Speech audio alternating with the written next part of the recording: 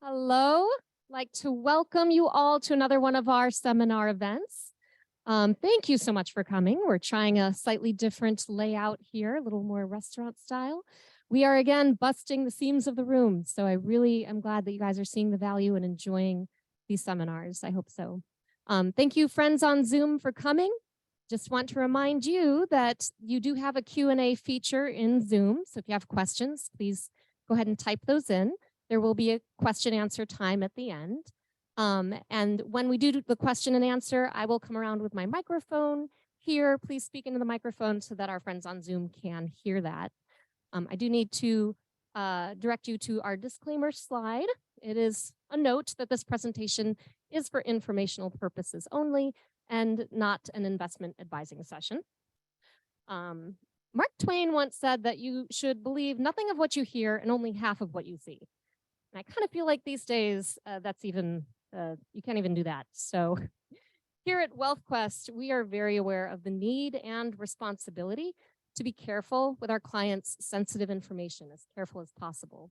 So we have regular and frequent in-house training on how to spot malicious cyber activity. And we realize that a lot of this information that we're training our staff with could be very beneficial for our clients to know.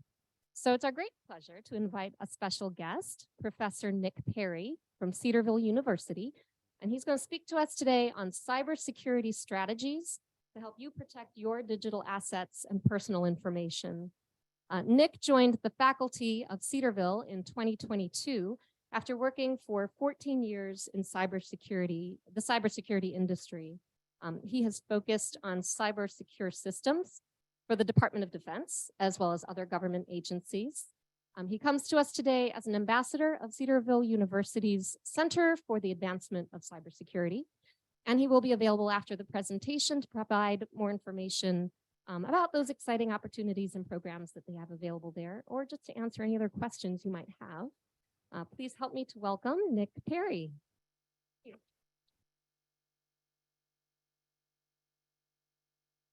Hi, thank you guys so much. My name is Nick Perry. I teach computer science and cyber operations at Cedarville University. I also am the assistant director there for the Center for the Advancement of Cybersecurity. So we'll be talking about safeguarding your digital life, digital assets. So more and more of our information, our accounts of our digital life is online, whether we like it or not. And it's important to understand how to keep your information secure. So in this presentation, we are going to go under the assumption that everybody can understand the basics of cybersecurity. You don't have to have an engineering or computer science degree. Everybody can understand the basics of cybersecurity, the tools that we use to keep ourselves safe. We're going to talk about some tips and some best practices. We're going to talk about some advice that you've been given. Maybe it's good advice, it's not. And we're going to talk about why that advice is good or bad. Because a lot of times we hear, this is what you should do, this is what you shouldn't do. Well, why? Let's talk about why. Let's understand how this works. So, information security is super important, right? It's our information is online. We want to keep that secure. The fundamentals of information security is something we call the CIA Triad. Doesn't have anything to do with the CIA, Central Intelligence Agency. It stands for confidentiality, integrity, and accessibility. Confidentiality is saying that I don't want anybody unauthorized to read my data. Integrity means I don't want anybody who's unauthorized to write my data or change it. And accessibility means I need to be able to get to that data when and where I need it, but I don't want other people to be able to get to that data. The CIA Triad, that's the foundation of information security. Now, we as defenders of our personal information, we want to maintain this for our digital assets, but attackers want a different triad. They want what's called the DOD Triad.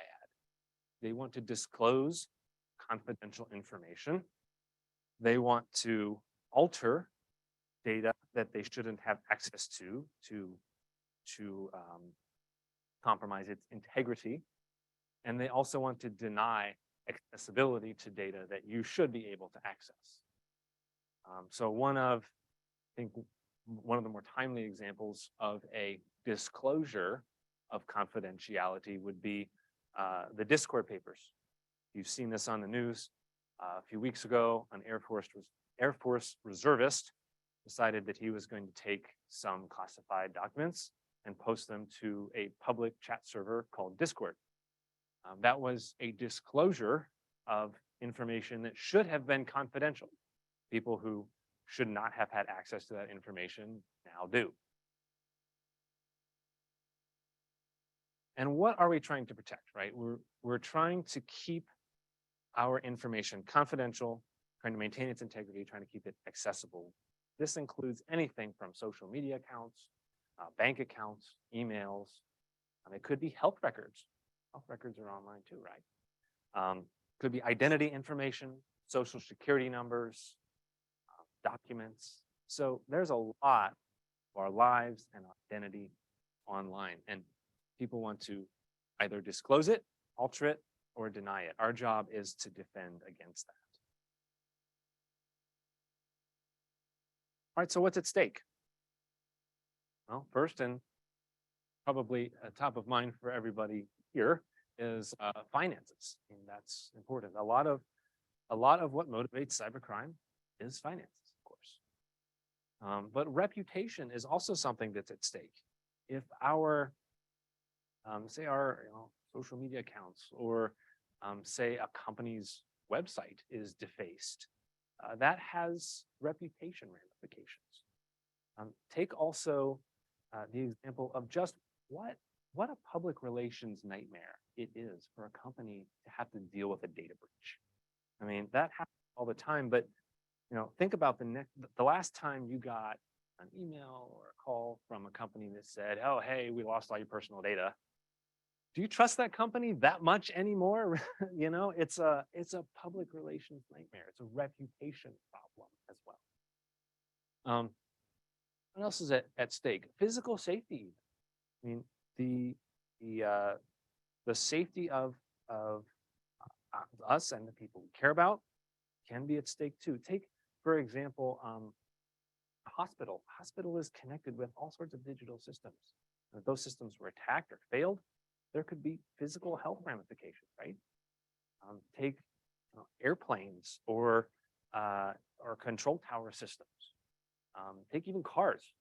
Cars are all wired together in ways that there's a lot of different electronic components. Those can be attacked in certain ways. Those need to be developed with security in mind as well. And again, one of the more timely examples, take even the war in Ukraine. One of Russia's tactics in that war has been to pair cyber attacks with physical attacks. The cyber attacks weaken Ukraine's infrastructure so that they can hopefully be able to gain ground with physical attacks. So this is the first time we've seen this cyber physical warfare on a large scale, right, in this Russian war in Ukraine. So there's a lot at stake. So then how do we manage risk? How do we manage risk and maintain the CIA triad for our digital assets? Well, it's more important than ever because Checkpoint research reports that global cyber attacks have increased 38% just last year. CrowdStrike, a company that I used to work for, actually reports that last year it saw a 50%, just last year, saw a 50% increase in interactive intrusion campaigns. That means that somebody is actively trying to breach the security of a company to steal data. The financial sector is the second most targeted business vertical. The first, as you might imagine, is the technology sector, but the second most targeted is the financial sector.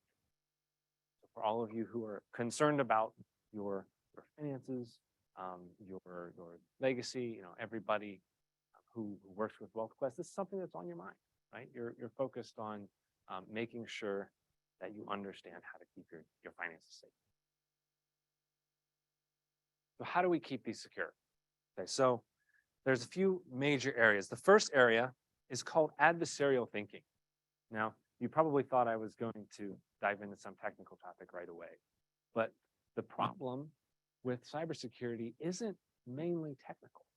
It's the fact that you're being targeted, or that a human is targeting people, right? Computer programs are not behind cyber attacks, humans are. So we have to understand how an adversary thinks. We have to understand how a cyber attacker thinks. We're also going to talk a little bit about cryptography. That is, we're not going to talk about the technical details, but we are going to talk about how it's used to protect your information. And then access control, how you prove that you are who you say you are in order to make your digital information available. And we're also going to talk about some best practices, again, hitting on some advice that you may or may not have received, that may or may not have came with a reason, that may or may not have actually been good. So let's talk about a cyber attacker. What motivates a cyber attacker? Well, just like we've talked about what's at stake, what motivates a cyber attacker oftentimes is financial gain. Now, you might be surprised to know that more cyber attacks than not actually occur from nation-state attacker groups, which means that a country or a group that is sponsored by a country are trying to compromise data, steal digital assets. There's still, of course, a lot of criminal groups and one-off attacks, but even nation states, countries are motivated by financial gain. That's part of why cyber attacks occur. Also, ideology and patriotism. The idea that somebody might be bringing about justice or vigilante justice or furthering their nation's cause, that could cause people to want to engage in cybercrime or cyber attacks. Again, talking about the war in Ukraine, Russia has used cyber attacks in order to further their military campaigns. So this is how adversaries think. This is what motivates them.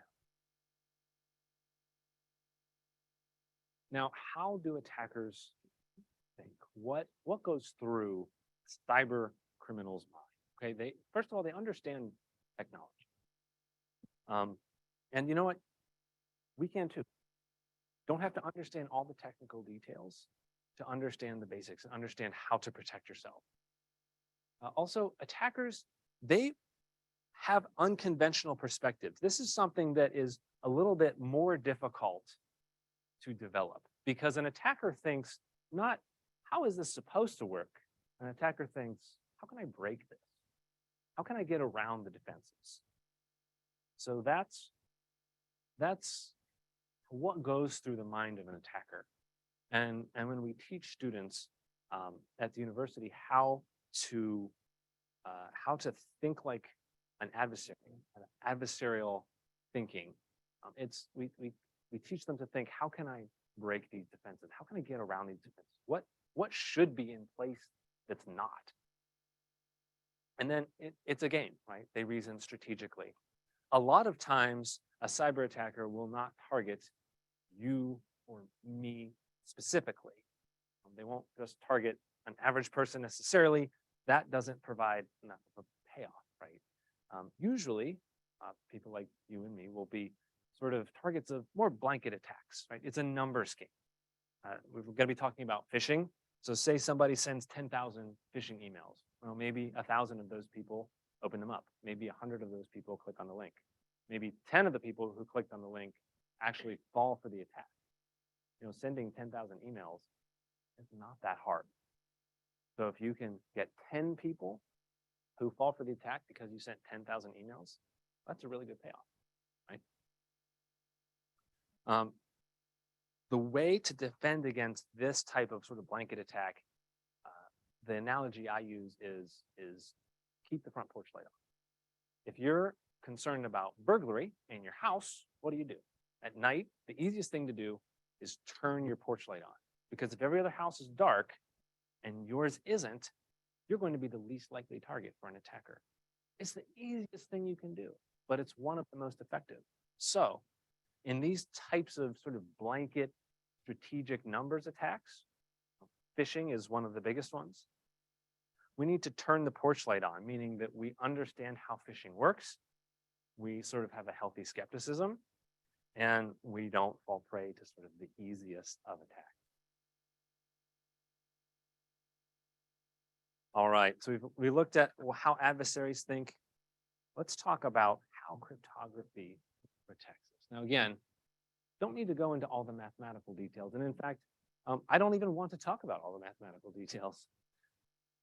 So, but cryptography is used every day in order to protect you online. At its core, cryptography is when you take a message that somebody can read and you scramble it so that somebody can't read it anymore. If you scramble that message, it's okay if somebody else sees it because they can't understand it.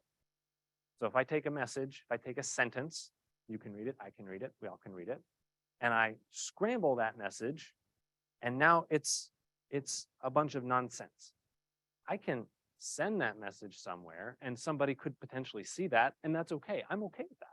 I'm okay if somebody sees that because they don't know what it means. They don't have the key to decrypt it. So at its heart, that's what cryptography is. Cryptography is the bedrock of information security because it allows us to not care that other people are seeing our messages or our transmissions. So cryptography helps us in many ways. The first way is when we're browsing websites. Now, probably all of us have heard when you go to websites and you go to log into something, your bank, your credit card, whatever, make sure that the website is HTTPS and not HTTP. Also, we've been trained to look for that little lock, right, on our web browser. Make sure that little lock's there. Okay, well, that's good advice, but what does that mean? What does that little lock mean? What does the S on the end of HTTP mean? Right? How does the S protect you? The idea is that HTTP is a protocol that allows your web browser to talk to the website. So what happens is when you go to the name of your bank.com, then your web browser will talk to the website that is somewhere else in the world and say, hey, please give me your web page. Or maybe I want to log into that web page so I can see my account information. Now, if it's just using HTTP, that stands for Hypertext Transfer Protocol. If you're just using that protocol, it's not encrypted. And we talked about encryption before. Remember, we don't want anybody just to be able to read our messages. If I have a message and I'm sending it across the room, if you all can see it, you can read it. But if I encrypt it first and send it across the room, I don't care if you see it because you can't understand it. So HTTPS is a protocol where it's the same thing as the web browser making that request to the website to say, hey, please give me your web page, or please let me log into your website. But it's encrypted. It's encrypted between your web browser and the website. And that lock, that little lock, also shows that the website has given you what's called a certificate, which proves to your web browser that the website is who they say they are. So you haven't accidentally connected to something else. You haven't been rerouted to something else. If you're logging into your bank, it's actually your bank. And all this stuff is done under the hood for you. So when you log onto your web browser, you are going to an HTTPS website and you have that little lock. That's all under the hood. It's not something that you need to think about, but you need to understand how that happens. Now, every reliable company has an HTTPS-based website these days. Most traffic on the internet is encrypted for this reason. Why would you not? You don't want other people to see what you're doing, even if it's not, logging into your credit card account. Even if it's just, hey, I'm, browsing for reviews on something. Why would you not encrypt your traffic? So most sites do use HTTPS. Cryptography can also help us by keeping our emails and texts secure. But by default, emails and texts aren't encrypted. So if you have, say, an iPhone and you're connecting to somebody else's iPhone, you have the little blue bubble, right, as opposed to the green bubble. Blue bubble means that it is end-to-end encrypted. That means that Apple has created technology where you can encrypt from one phone to another. Nobody in the middle could read it. Whereas if you were to connect or send a text message from an Apple phone to an Android phone, that might not be the case. So Google phone, Android phone to Android phone also has end-to-end encryption. But if you're talking to different phones, you might not have encryption with your text messages. Now, that doesn't necessarily mean that somebody is listening, but theoretically, somebody could be in the middle. And again, if it's not encrypted and somebody sees it, they could read it. But if it is encrypted, you don't care if they see it because they can't make sense of it. In order to protect email, email is actually not encrypted by default yet, right? And that might surprise some people. But now if you connect, say you connect to gmail.com. Now that is encrypted because we're connecting to a website that's encrypted. So our browser traffic to that email service itself is encrypted. However, the emails themselves aren't necessarily. So a lot of companies will implement encryption in their emails so that if you send emails from one person to another person in that company, they'll be encrypted. But just generically, they're not. One way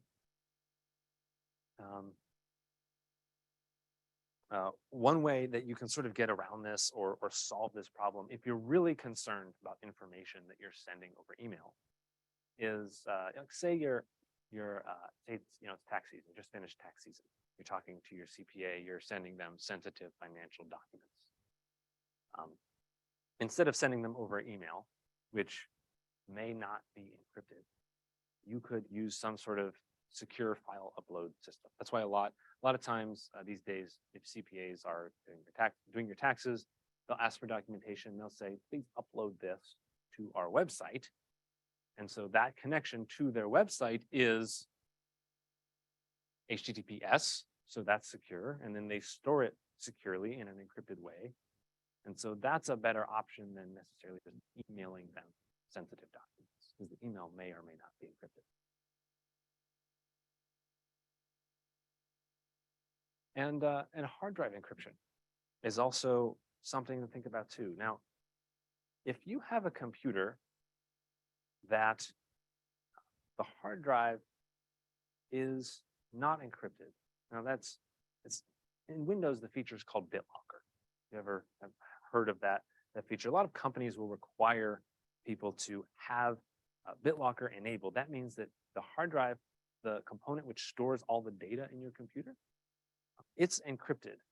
So that hard drive is scrambled. Nobody could read it. And you can't read it without the key. So when the computer starts up, you just supply the key that you know, it's like another password, and you can use the computer like normal. But if the hard drive is not encrypted for a Windows machine, if you lose that machine and somebody steals the hard drive out of your machine, they could take an image of the hard drive and actually look at all your. It is not hard to pull a hard drive out of a machine, image that, and then see all the files, even if you know the password of the person's login. So that's why BitLocker is an important feature as well. And a lot of companies require it, and Windows provides that as a feature, so that if your laptop or computer is stolen, people can't read files off of it. Apple is really pretty good. If I had to pick one from a security perspective, Mac machines actually have a lot better security from a hard drive imaging perspective. First of all, with Windows computers, it's pretty easy to take an image of the drive. You just pull it out and take an image of it, even if it's encrypted. If it's encrypted, you can't read it. But with Mac machines, a lot of times you can't even take an image of it. You have to have special credentials to take, to even take an image of the hard drive. And for a while now, I think maybe 2016, that could be wrong, but for a while now, Macs have not been made with removable hard drive. It's actually a lot more difficult to image a Mac. So if you're concerned about losing your laptop and somebody stealing files, Windows is okay as long as your hard drive is encrypted, but Mac is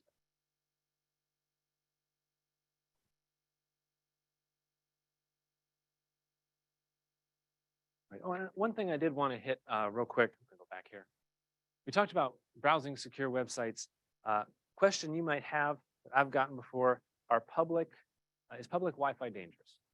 I think that's a really good question. The answer, as with many things in technology, is maybe. Depends. Right. So using this HTTPS, browsing a website securely, we encrypt our traffic from our web browser to the website. And if somebody on that public network saw that, well, we wouldn't care. We don't care because they can't make any sense of our message that our web browser is encrypting for us. So in that case, it's okay to use public Wi-Fi, because just because somebody else is on that network doesn't mean that they're going to see the internet traffic that I'm sending to this website. So in that case, it's fine. There is also another case that's called a rogue Wi-Fi hotspot.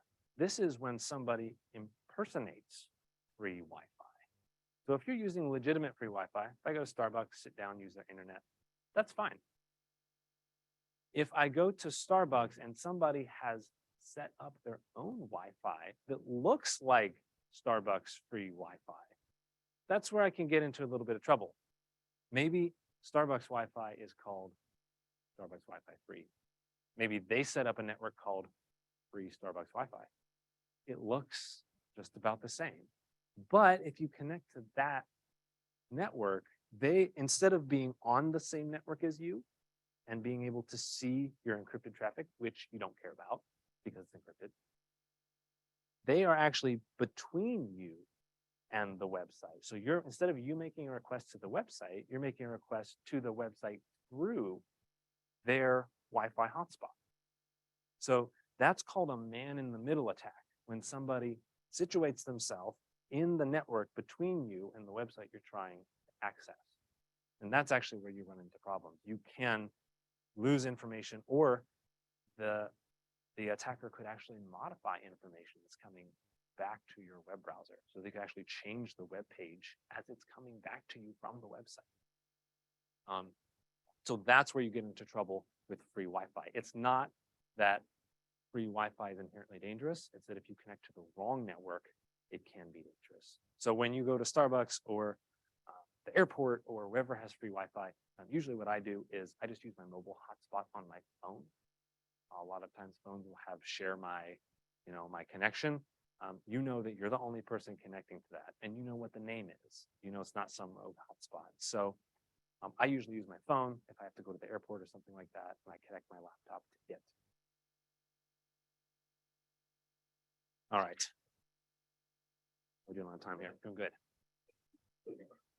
Okay. Let's talk a little bit about access control. We talked about cryptography and how it protects us. Access control is who is in and who is out.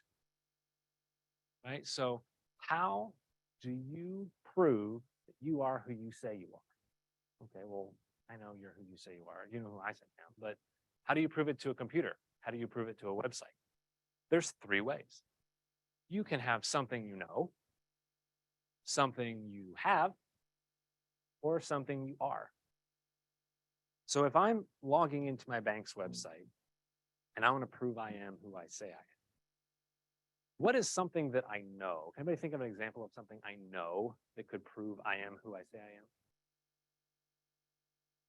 Yep, birthday, yep. Those security questions, right? What's your cousin's dog's middle name? So security questions, passwords and usernames. So your credentials for your accounts, that's something you know. So nobody else should know those things. So if you know them, you are theoretically who you say you are. So that's one level of access control. Also something you have. We'll talk about this a little more. This is called two-factor authentication. You guys have ever heard that term?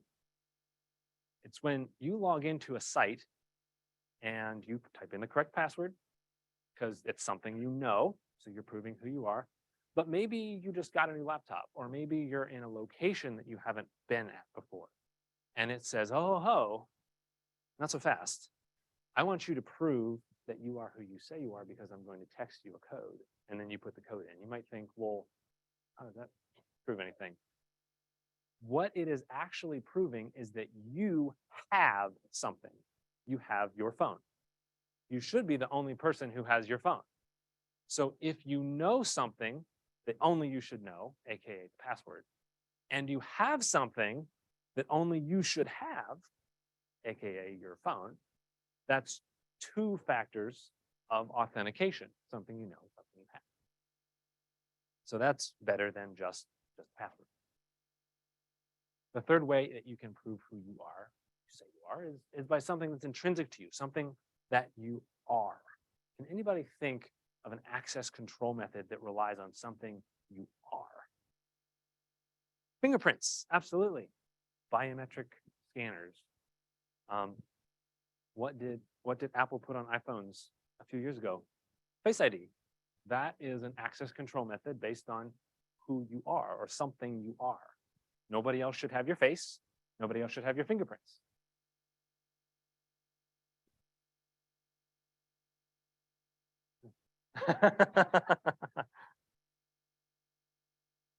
Although my daughter, or not, sorry, my wife was able to unlock her mom's phone with Face ID not too long ago, which was kind of scary because they look so much alike.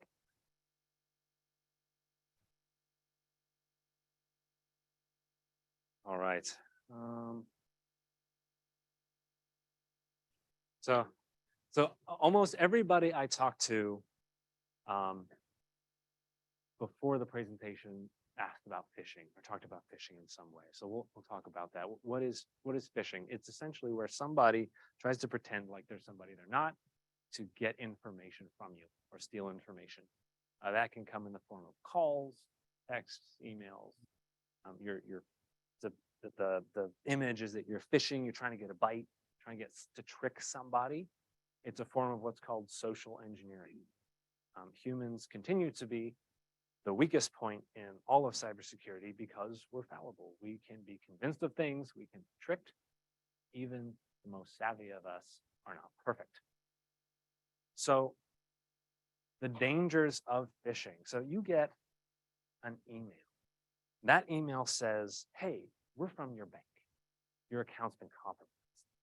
And in 24 hours, we're going to deactivate it for security reasons and liquidate your funds. We need you to go to this website and enter in your username and password so that we can recover your account. Sounds legitimate, right? Sure. So that's a silly example, but phishing emails, they're credible sounding. They come supposedly from somebody who has some authority, right? Your bank, your IT department. I've even gotten a call from Microsoft telling me that my computer has a virus and that they were notified about it. And I say, I don't have any Windows computers in my house right now. Okay, well, they hung up real fast. So it's credible sounding. Phishing emails are always urgent. They're never like, hey, get back to me when you have time. No, they're always urgent. They want you to do something now. There's a call to action. They want you to do something before you think better of it. That's what a phishing email does. It's credible sounding, it's urgent, and there's a call to action. And what are the dangers? Of course, the example we just talked about is called an evil twin attack. That's where somebody says, hey, go to this website that looks like maybe your bank's website, your credit card website, or whatever. Enter in your personal information, enter in your login information. But it's not actually that website, it's an evil twin of that website that looks like that website. And so now you've just given your credentials, your personal information whatever you've entered there, you've given it to the attacker. So that's one of the main dangers of phishing. Another danger of phishing that's maybe a little bit more subtle is, say that you're working on your computer, you're logged into your bank's website, you know, doing your finances, doing your bills, and then you check your email and you get this email that says, hey, click on this link to view cool cat pictures, because you know everybody likes cool cat pictures on the internet, right? So you say, that sounds great, I'm going to click on that. But instead of taking you to a website where it has cool cat pictures, it instead is a link to your bank. And that link performs maybe a transaction or changes your account in some way, changes your password. Now that wouldn't be a problem if you weren't logged into your bank, but what if you were? What if you were logged into your bank's website? When you click that link, that would be made as an authorized request while you are logged in. So somebody could change the state of your bank account or make a transaction, or do something as you without you knowing about it. So you don't even have to click on the link and enter in credentials. Just even clicking on that link might cause something bad to happen. When that occurs, because you are already logged in to some service or some account, that's called cross-site request forgery. Somebody is forging a request to a website as you. So if you've ever heard somebody say, hey, when you're done with your banking website, when you're done with your credit card website, log off, that's why. If you ever have gotten annoyed because you're logged into your bank website and you get to go to the bathroom and you come back and they logged you off in like, you know, I've been gone 10 seconds, hello? That's why. Because if you were just left logged in forever, you could potentially wander into a phishing email or have a request forgery made in your name. And if you're logged out, nothing can happen because that request is not authorized. Okay? Yeah. So during the bank, you have to go into some social media that's good advice. That's a good practice. Yes. Could we Now, repeat that, please, Nick? yes. So the question was, if you're logged in to your bank account, you should never context switch and go to a social media account at the same time you're logged into your bank website, especially about cats. Yeah, everybody loves cats. You know, I wouldn't say that it's not the type of situation that if you do that, you will absolutely have an account compromised in your bank. The chances of that happening are very low. However, the chances of it happening are zero if you log out of your bank website before you switch over to social. Yeah, sure. All right. So you knew we were going to talk about it. We'll talk about passwords. True confession. You ready? Nobody likes passwords. I don't like passwords. You don't like passwords. No one likes passwords. No one likes remembering them. No one likes making them strong. No one likes password policies. Even the people who implement them don't like them. So spoiler alert, right? But let's talk about why passwords are needed and how they work. So passwords protect your accounts. They are a form of access control based on something you know. So you can prove who you say you are because you're the only person who should know that thing. Now, if you enter in your password, what happens technically is that that password is sent via an encrypted connection to the website that you're logging into. So we talked about HTTPS, that encrypted connection to the website. That password's sent to the website. And that's good, that's fine, because that connection's encrypted. So if somebody saw that, they wouldn't see your password. They wouldn't know it was your password. They wouldn't be able to get your password from that. The connection's encrypted. That's fine. So the website will get your password and then it will check the password to make sure it's correct. Now, When the website checks the password, it's not saving, it doesn't save a clear text version of your password. You know, if you use like your dog's first name as the password, not a good idea. But if you did, then it would not save your dog's first name in clear text on the website. It would not save that to check your password against. What it does is save something called a password hash. If you take your password, the clear text version of it, and you hash it, hashing will take your password and it will turn it into a string of characters. And that string of characters is seemingly random, but what happens is every time you hash that password, you get the same hash.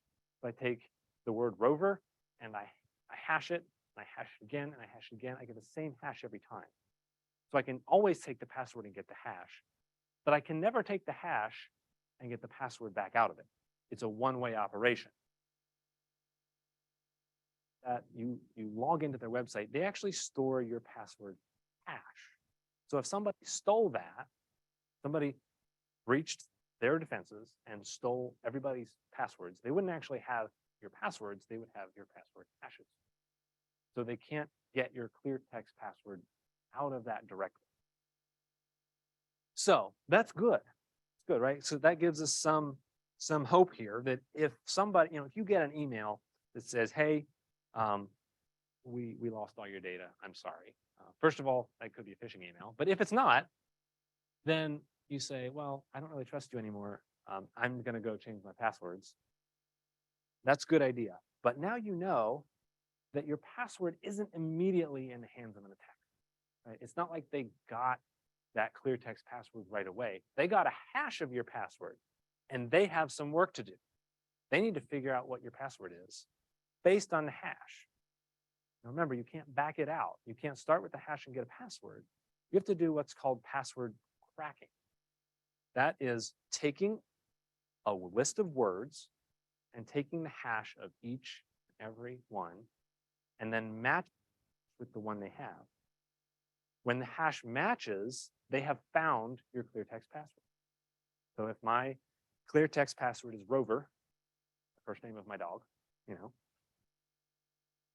and I hash it, I create this string of characters that is fairly unintelligible. But if somebody took a dictionary and they hashed every word in the dictionary, they would eventually get to Rover, hash that, and find that it's the same one as mine. So they have cracked my password because they have found out what my clear text password is. The fact that password cracking can occur is the reason why password policies exist. It's the reason why we have a concept of a strong password. You want passwords to be hard to guess, because if somebody was able to steal your password hash from a company, they stole the database of everybody's password hashes. And it happens not that infrequently. They would have to guess what your password is in order to actually verify that and use it. So they would have to make sure that the hashes match. And so if you have a password that's a dictionary word, or that is a slight variation of the dictionary word, it doesn't take long in order to guess that word and take the hash of that word and compare it. This is not a manual process. Password cracking can be done with any standard computer. If you spend about $2,000 or $3,000, you can get a computer that is powerful enough to guess a whole lot of passwords really fast. Depending on the hashing algorithm, we're talking about something like a couple 100,000 guesses to maybe upwards of 100 billion guesses per second. So if your password is a simple word and somebody has spent just a couple few $1,000s to get a machine that they can use for password cracking, they're going to be guessing at the least hundreds of thousands of passwords per second. If your password is simple, all they need is a little bit of time to guess it. And if it's really simple, it's going to be instantaneous.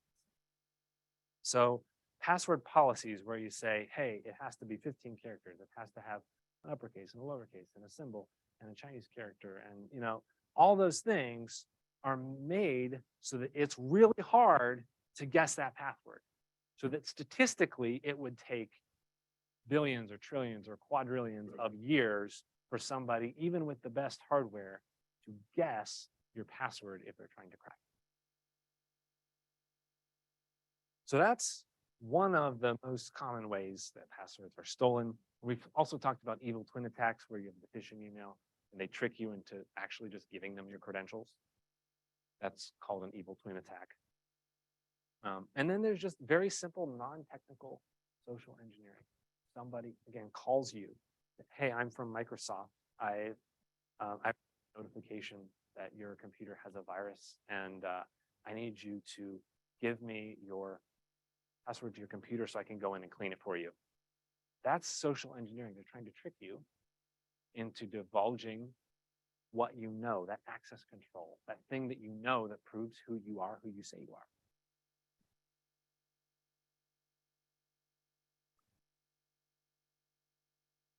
All right, and so password policies are made, we know they're made for helping with cracking, helping prevent cracking. Password reuse is important. We say, hey, don't reuse your passwords. And you say, well, I have 50 accounts. How could I, you know, not passwords?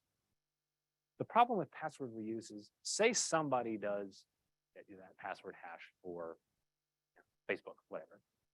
Say they are able to crack it. Now, they have that password.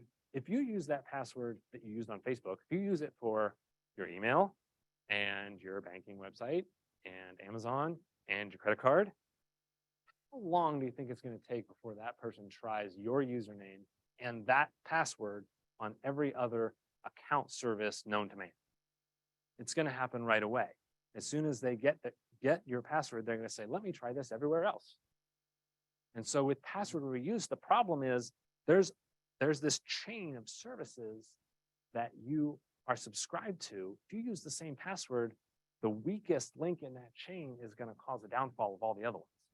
Because when somebody is able, if somebody will steal your password for one of them, then they know it for everything. So that's why password reuse is not a good idea, but it's hard, right? It's hard to remember passwords for everything.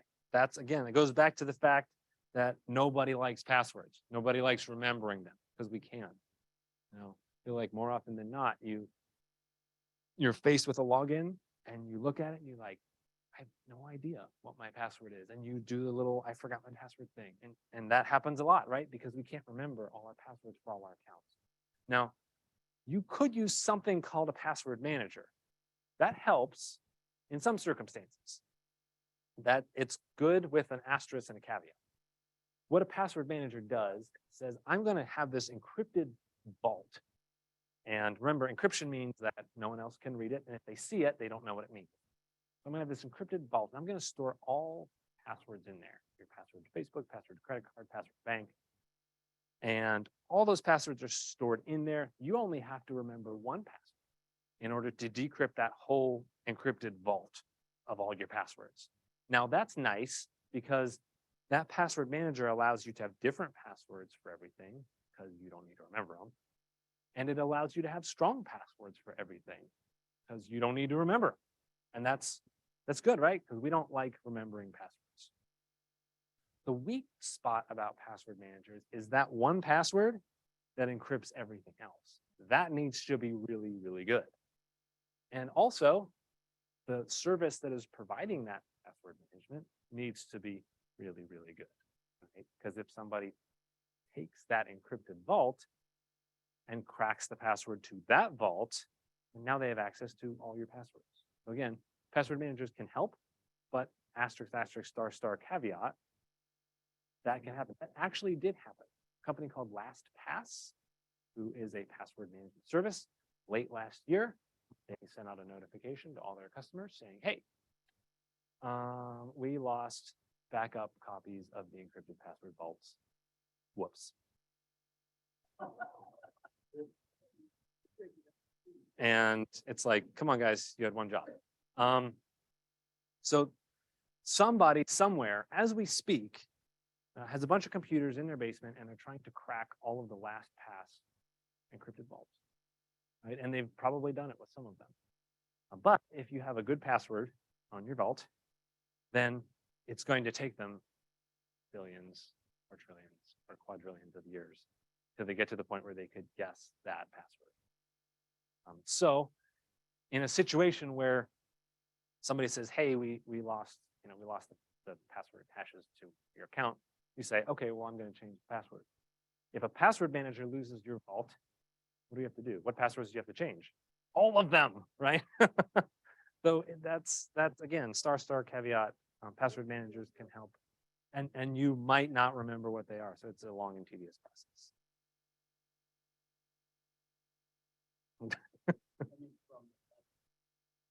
Yes, you could do that as a backup option, yes. Yeah.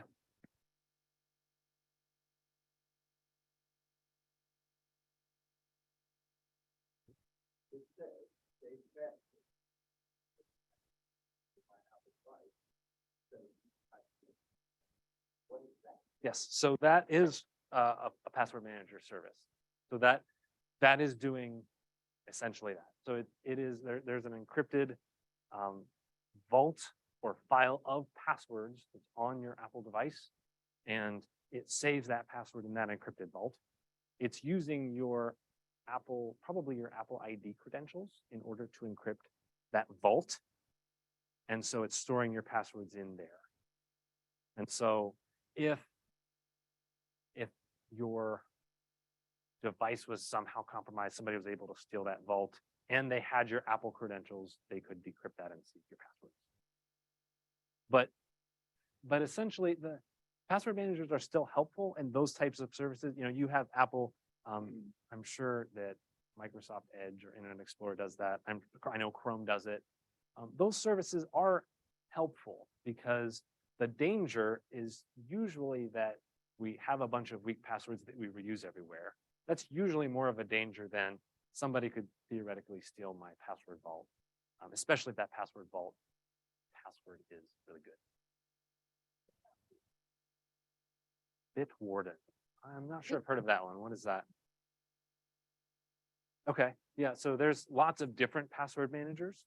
There's that, KeepPass, there's 1Password. They all sort of work similarly. So they all run under this premise that we're going to encrypt all your passwords all in one place, which is a convenience and also a danger. They all potentially could have the same situation that happened to LastPass. So none of them are 100% safe, but usually the benefits, in my opinion, the benefits usually outweigh the risks.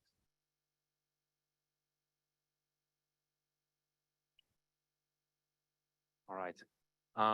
Real quick, I did want to talk about two-factor authentication. Again, this is something you have. Your phone. Sorry, what? I didn't know if we have a question on the spot or. Two-factor authentication. Fantastic. We use it, but it's difficult to use with one account. She can't log into the bank and have it go to her phone. And I log into the bank with the same account and have it go to my phone. Gotcha. You have to have multiple accounts, which means you have to have multiple passwords. It seems to rather than help you as an extra level of complexity. Right. So that is essentially the premise of two-factor authentication is that you need to have something that proves that you are you. And so they're assuming that when you have an account, that you are the person that has that account. There's no other people, even if it's your spouse or a close loved one.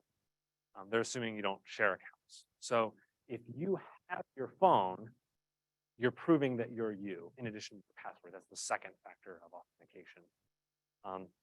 So usually the way that it's set up is, yeah, it will only allow one device to be used as the two-factor authentication. Although I have seen services that allow for both. Like for example, some banking accounts that I have, it has my phone and my wife's phone. And so when I log in, if it's requiring two-factor authentication, I can tell it which phone to send it to.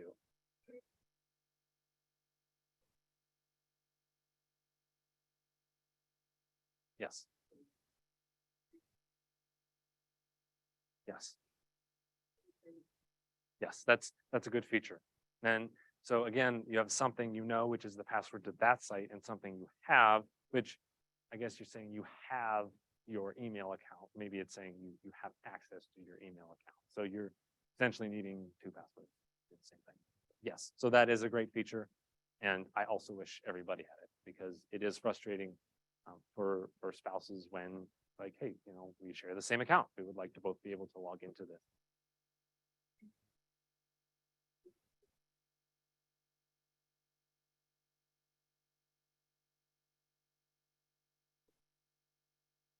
Yeah.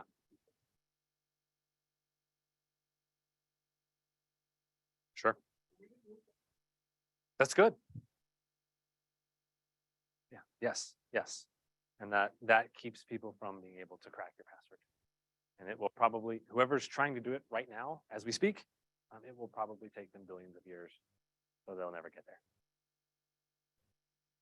Right. And so the issue is that if they're able to crack the password to your vault, they have all of the passwords for your other accounts at the time that they stole it. So you would actually need to go through and change your passwords to all the accounts that you have stored in the vault. So if they were able to access it, that's sort of increases the blast radius again, which is sort of one of the reasons why password managers do carry a little bit of risk. I also use LastPass, so I'm not saying that it's a bad idea, but it does carry a little bit of risk. All right. We talked about that quite a bit. Keep going here. Yeah, sure.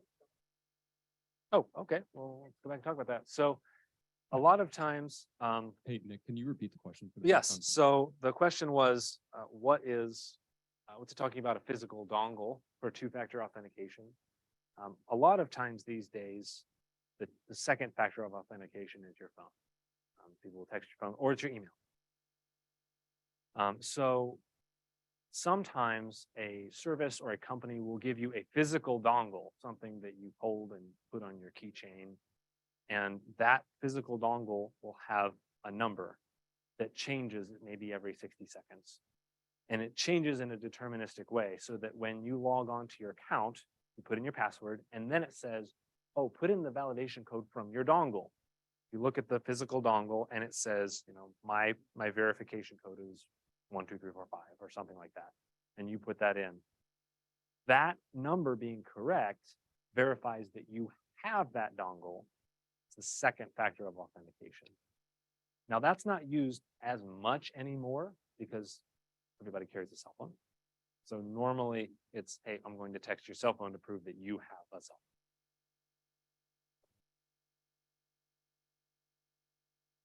phone. All right. Let's talk a little bit about compromised accounts, what to do post-compromise. This might seem a little obvious since we've talked about it and you sort of understand a lot of the basics now. But if a company loses your password hashes, you should change your password. If a password manager company loses your encrypted vault, you should change all the passwords. Also, some companies offer what's called a dark web monitoring service. Now, this is where there's a team of analysts who will keep up with the news, learn about data breaches, see what types of information was leaked from companies as they report it, because there's a federal requirements to report data breaches. And they also try to find where these things are being sold. So if they know your social security number, your credit card number, they can sort of try to figure out when these pieces of data are leaked and let you know. The dark web monitoring services, they can be helpful. They can maybe sort of give you a leg up to say, oh, maybe I lost my credit card number before I found a fraudulent transaction. So then I can call my credit card company to get that changed. Or maybe I lost my social security number before I realized that my tax returns were already sent in. So I could call the Social Security Administration. Actually, the Social Security Administration can put a freeze on your social security number so that it can't be used electronically, sort of like a credit freeze. So if you call them, if you lose your social security number, to a data compromise, you can actually call them and have them set that up. From a financial perspective, it might surprise you to know that FDIC insurance does not cover cyber crime or cyber fraud. FDIC insurance only covers bank collapses, which we all know maybe a little bit more about these days than we'd like to. But a lot of times banks are required, they're liable for fraud on personal accounts. So banks will carry fraud insurance for that type of situation. Also, somebody said that homeowners insurance can also cover fraud and cybercrime. So that's something to look into as well. All right, so that's all things I've got to say. We've covered a whole lot. We've talked about the CIA Triad, how to keep your information confidential, maintain its integrity, make sure it's accessible. We've talked about the basics of encryption when you're browsing the web, emails, and even on your hard drive. We've talked about phishing, talked about passwords, how they're lost, and how to keep them safe. So does anybody have any questions about any of the stuff we talked about? Oh, a whole lot. Yeah, right up here. It is 1 o'clock. If anyone needs to go, please, thank you for coming. I want to respect your time, but we will stay and have some minutes of questions because yeah. I see you have them. Yeah, I want to say thank you so much for your questions and thank you for letting me come. Thank you so much to Wealthquest. I really, really appreciate them letting me come and share with you guys. So thank you so much. Early on, you said, keep your front porch light on. Hello, everybody. Early on, you said leave your front porch light on. What is that? Does that mean don't open the email? So the question was, early on, I said, leave your front porch light on. So that analogy is something that I use to think and remind myself that most cyber attacks against individuals are not targeted. Somebody's not necessarily saying, hey, I want to attack you and only you. It's a numbers game. Just like most burglaries in your neighborhood wouldn't be, I want to attack that house. I want to break into that house. It's like, I want to break in to the house that I'm least likely to get caught doing it. And so keeping the porch light on is sort of my analogy for saying, let's understand that numbers game. Let's understand that most cyber attacks are a numbers game and understand the basics of cybersecurity. Leaving the front porch light on at night is a really easy thing to do to keep yourself safe from physical burglary. Understanding how adversaries think, understanding the basics of security technologies that we've talked about today is a really easy thing you can do to keep yourself safe in the digital realm. And then the one where you talked about kitties. I'm on this tab at my bank and I got another tab open. Do those tabs talk to each other when it comes to this type of stuff? Because I mean, if I jump over to tab 2, Yeah, so it's that, got cute kitties on it. that's a good question. So the question was, if I have 2 tabs open in my browser, do those tabs talk to each other? Short answer is no, but the longer answer is that when you are logged into a website, your session ID for that website is a secret. That's sort of like a temporary password. So you log in with your password, that website gives you what's called a session ID. That's stored, if you guys have ever heard of this term, it's stored in a cookie in your browser.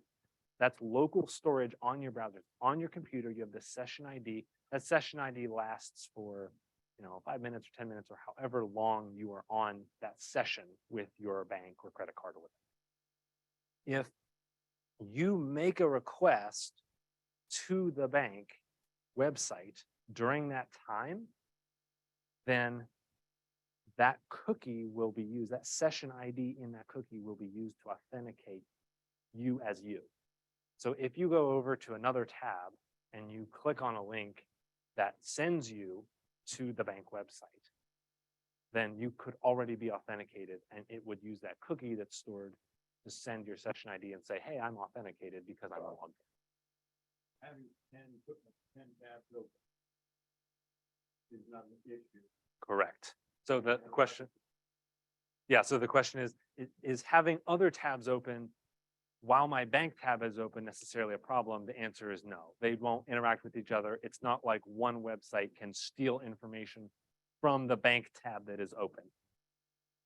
Was that your question? Okay.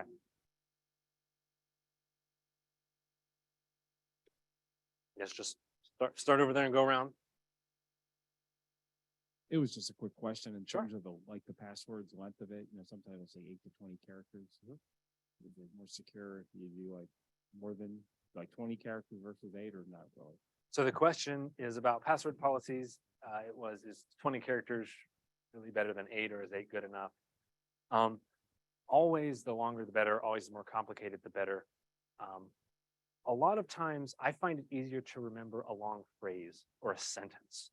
So we have multiple words.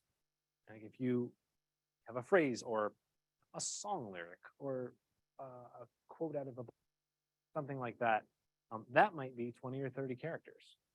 And that's really hard to guess.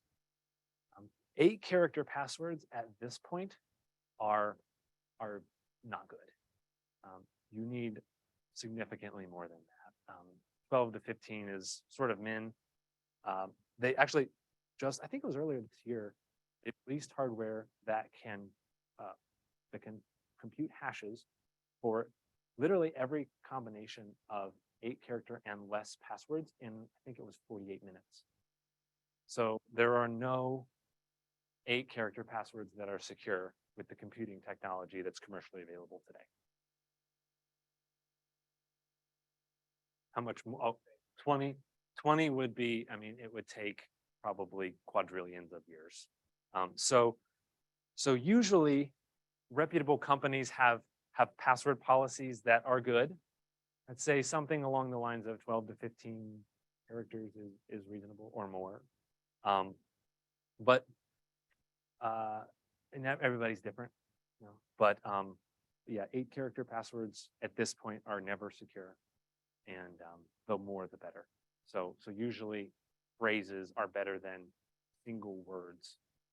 It's better to have a phrase that you can remember than my dog's first name, 1, 2, 3, ampersand, exclamation mark.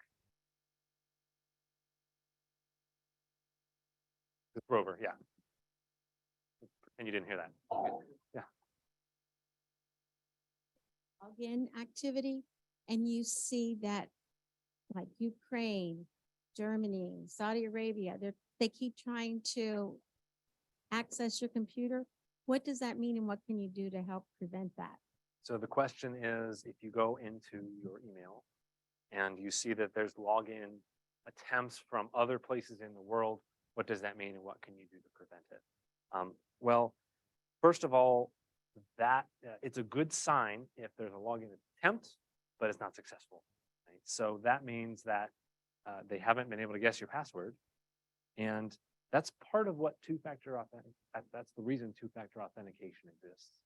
So you can't necessarily stop somebody from attempting to log in, but if you have two-factor authentication turned on, that means that even if they were able to log in, even if they did guess your password, that you would get a text on your phone that said, hey, you're trying to log in, here's the verification code. And then they wouldn't be able to continue because you got the text, not them.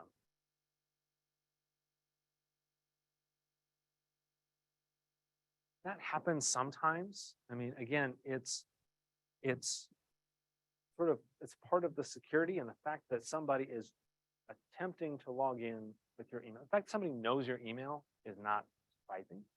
The fact that somebody attempts to log in as you is not surprising. The best way to defend against it is make sure that your password is strong and make sure that you're using two-factor authentication.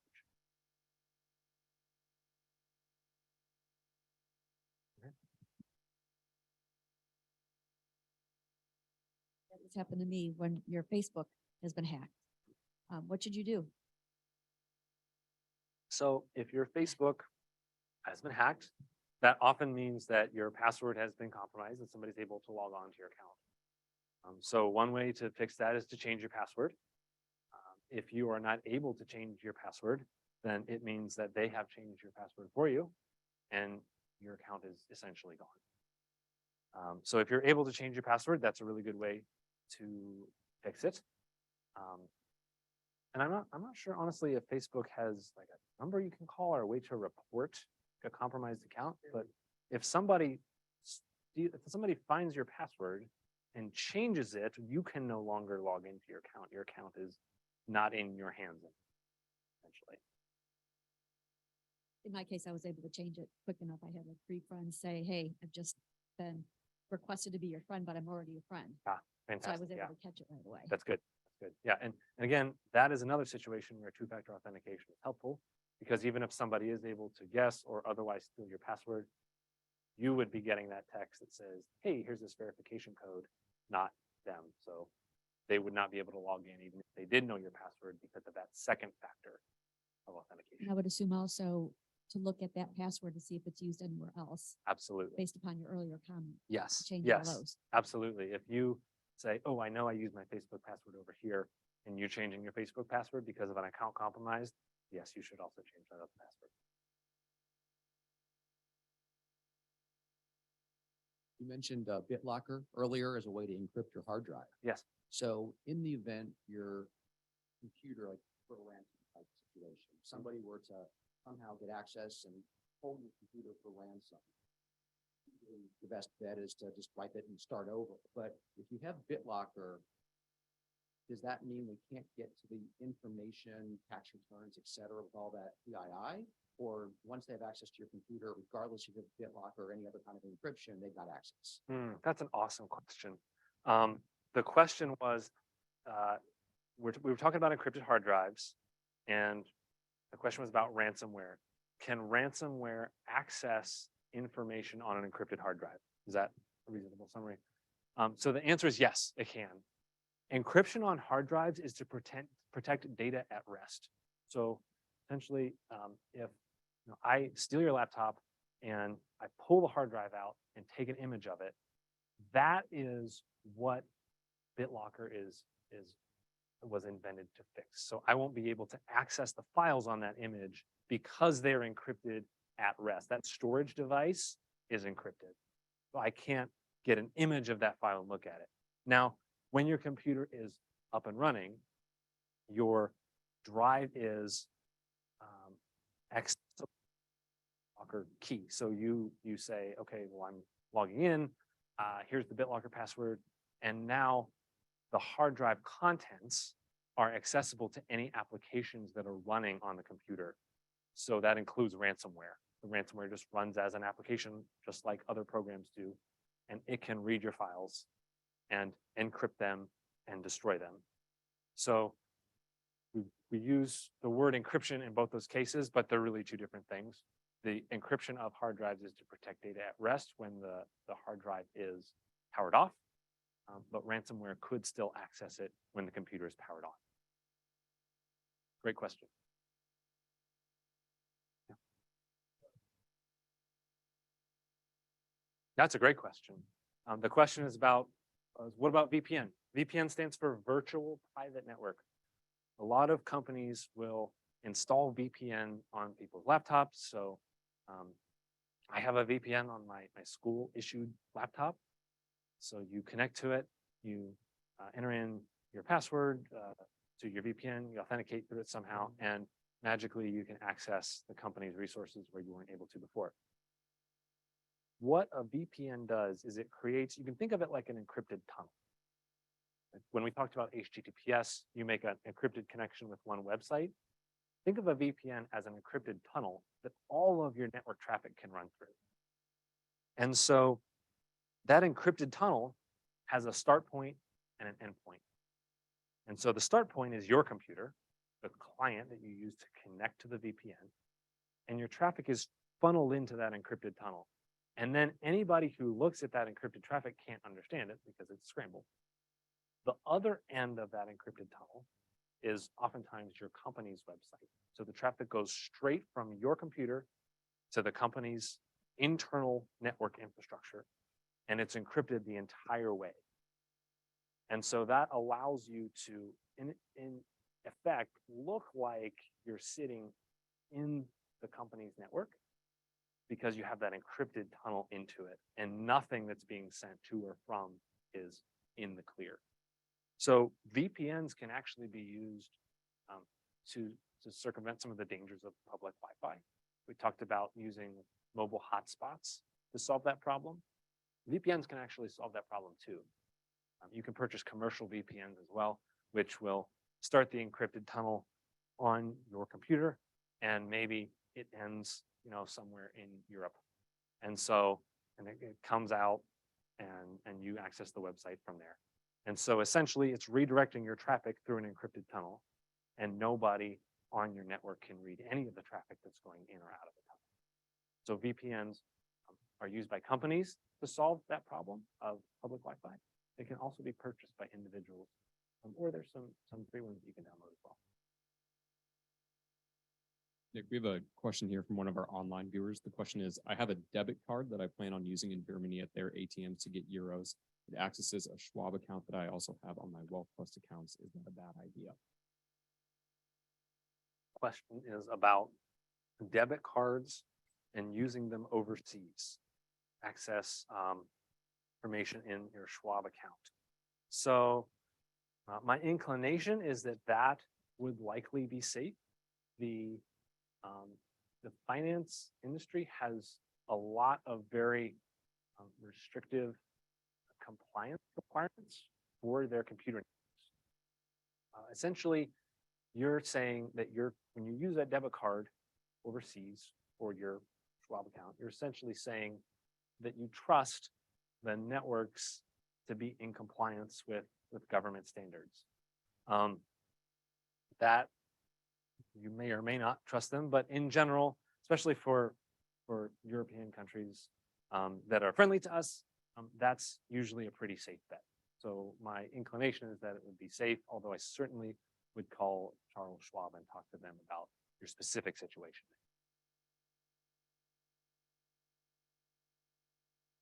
Any other questions? Right near the end of your presentation, you talked about calling Social Security to have them block your Social Security number. Is that something that everybody should do? Is there a downside of that? Reasons not to do it? I don't think it's something that everybody should do, but I was doing a little bit of research on it, and I did find that the Social Security Administration website says if you know that you've lost your Social Security number, that they can freeze it. So that doesn't allow you to use it online either. So it's very similar to a credit freeze. So like you probably would have trouble filing your taxes, anything you need to do with your Social Security number. So it's probably not a good idea for anybody. But if, say you go to file your taxes and it's like, oh, somebody else already filed my taxes for me. I'm a victim of tax fraud and identity theft. That would be a good time to call the Social Security Administration and say, hey, I've lost my Social Security number. It's been compromised. Can you freeze my Social Security?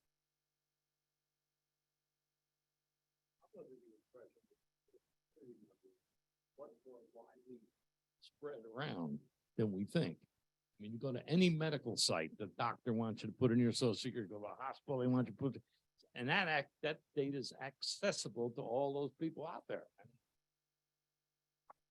Yeah. So the question was, or the comment was that the Social Security numbers are more widespread than we realize. And that is probably true. Again, when you give personal information to another company, you're essentially trusting that they're going to keep track of it, that they're going to manage that CIA triad. They're going to keep it confidential. They're going to maintain the integrity of it, and they're going to protect the accessibility of it. They're not going to let anybody get access to it. So there are government compliance requirements in order to attempt to make sure that companies handle your data properly. But we hear about data breaches in the news all the time. We're notified about data breaches all the time. It's like, hey, we lost your information. I'm sorry.